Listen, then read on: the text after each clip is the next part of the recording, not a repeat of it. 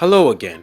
So today, I bring you the second ever McLaren that I'm willing to review, which is very new, quite fancy, luxurious, and certainly fast.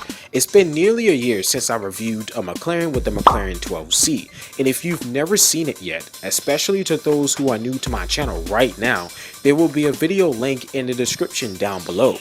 So, this is the 2020 McLaren GT, the luxury grand touring supercar as defined in the GT name itself. The McLaren GT falls in the McLaren supercar lineup under a new class segment of grand touring in the sports car market. Therefore, still a supercar, but with great luxury underneath from McLaren. A beautifully designed car recognizable as to other McLarens. If you like everyday exotics that look fancy that delivers luxury, comfortness, and performance, here's why you should buy this astonishing McLaren GT for what it features in the interior despite not appearing very different from other modern McLarens. McLaren Automotive has a distant history of making and releasing their supercars year after year for a decade now since their first car inception of the Super Series, the 12C. And every year, McLaren's car designs have looked very similar shaped from the sports to super to ultimate series. McLaren has always known how to create and design beautiful, enticing cars, fast, engaging, and raw performance cars. McLaren makes so many different types of cars, in fact, so many special cars like the P1 to the Senna, 650S to 675LT, 570S to 600LT, 720S to 765LT, etc. When the McLaren GT was first announced in 2019 at the Geneva Motor Show to launch in the year 2020, a bit of controversy was floating around from car enthusiasts mainly because most of the GT design doesn't imply grand touring, right? The top of the roof is only 48 inches from the ground. The rear looks very supercar-ish, but the front end is a little less aggressive, calm, and smoother compared to the Senna and 720S. The McLaren GT to me looks like the evolution of McLaren's 570S, and I'm not the only one who can see that, even at first glance of the GT. Yes, I know, I originally thought it was too, but turned out the car isn't. But the GT design is similar and traditional to other McLarens. The purpose of the McLaren GT was an idea based on McLaren Group looking to build a high-performance luxury car, creating space and comfort, making cross-country trips and daily driving more enjoyable for their customers.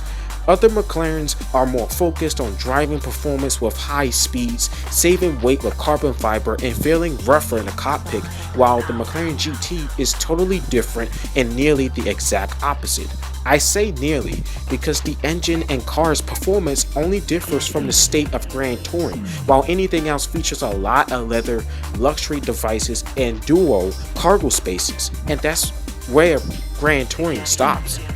The McLaren GT has a powerful 4-liter M8 40T twin-turbocharged V8 engine found in the 720S, but this version of the engine is detuned with smaller turbochargers that deliver lower peak performance than the 720S, but greater low RPM performance and responsiveness.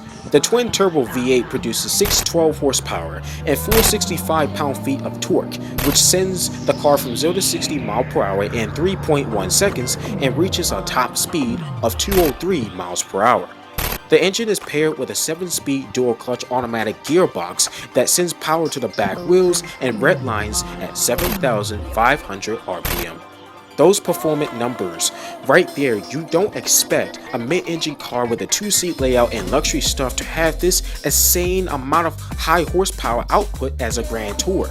But if you compare the number specs to other luxury tours from car makers like Aston Martin, Bentley, and Mercedes-Benz, cars like the DB11, Continental GT, and SL63 AMG, they all have around similar horsepower as the McLaren GT, and unlike those cars, the GT features a mid-engine layout in McLaren's first dedicated grand tour that sits between the 570S and 720S range and is related to both of them. to blend supercar performance with the comfort of a Grand Tour and built for long distance driving, that the GT comes with a big 19-gallon fuel tank that can store enough fuel for about 399 miles of range. The GT is the brand's heaviest model at 3,464 pounds. There are plenty of signs that the McLaren GT is a true Grand Tour with a mid-engine layout. With that said, the GT is a special McLaren and a different McLaren with a different purpose. The GT is longer than both the 570S and the 720S McLarens, with longer front and rear overhangs.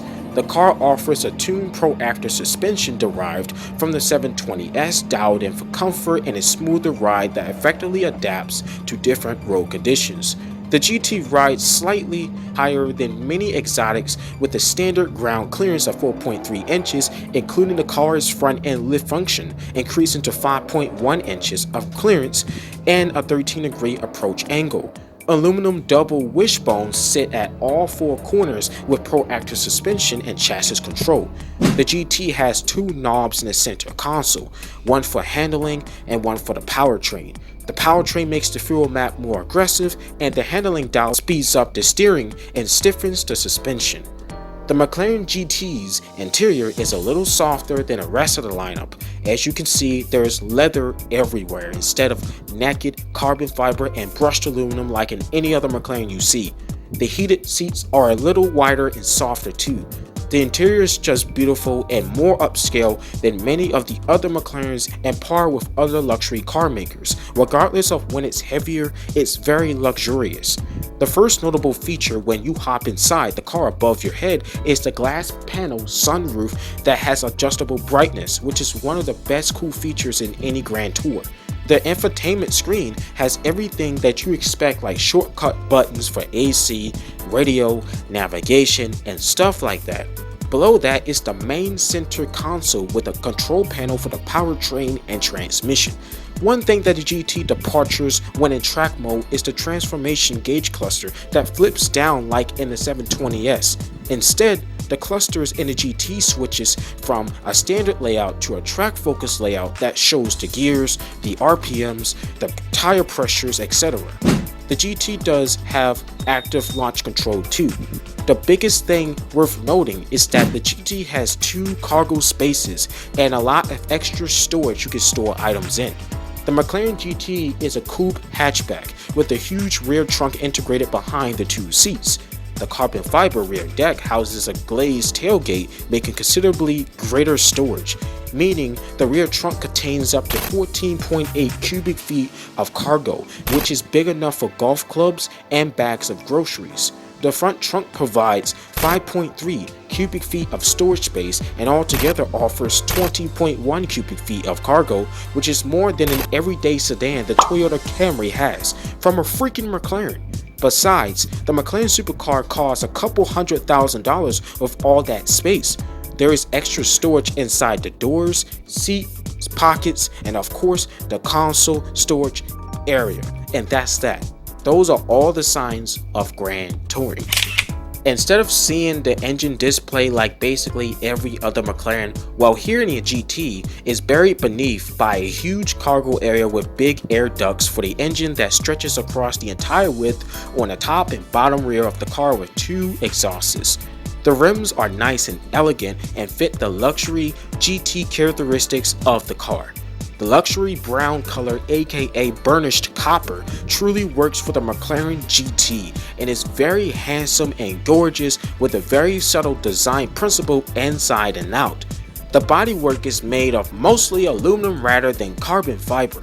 When the McLaren GT was first released, the given starting price in the US was $210,000, and you can buy around 4 C8 Corvettes for that price tag, and still can cop the GT for a base or higher price relying on the options.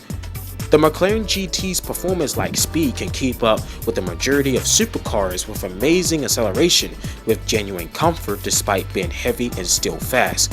However, the GT would be considered as an entry-level McLaren, one step softer than the 720S and most other crazier models. The McLaren GT is really quick, but not as groundbreaking as the speed of the 720S, and more rational with decent, reasonable power at a reasonable price.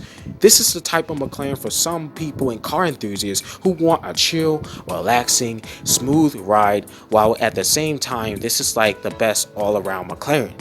You get the engine from the 720S with crazy performance numbers from it, and compared to the 650, 720S, etc., the GT is a lot cheaper than you would expect from a good Grand Touring based machine, and has enough luxury to make it a more justifiable car that will be quite suitable for most buyers.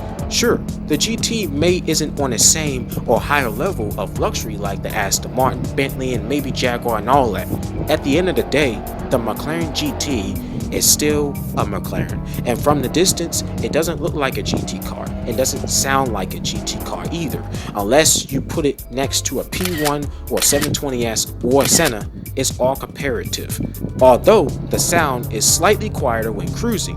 However, the exhaust still barks and is very loud when your foot is on 100% gas throttle. So, is the McLaren GT worth the purchase? Yup, for sure. And I will buy it because the car is just really cool and handsome. And so, that is where I'm going to wrap it up here at the end of this video of the 2020 McLaren GT review. And I hope you guys really did sit back and relax and enjoy this epic video.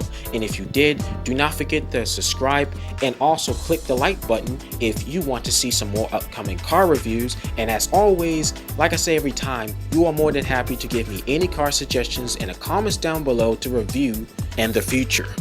Let's virtually walk to the McLaren GT and get inside, install the keys into the ignition, and press the start button on the center console and start the engine. Make sure to adjust your headphone volume for the exhaust sound of the McLaren GT. Peace out, stay safe, Chris the Radar out. Ah!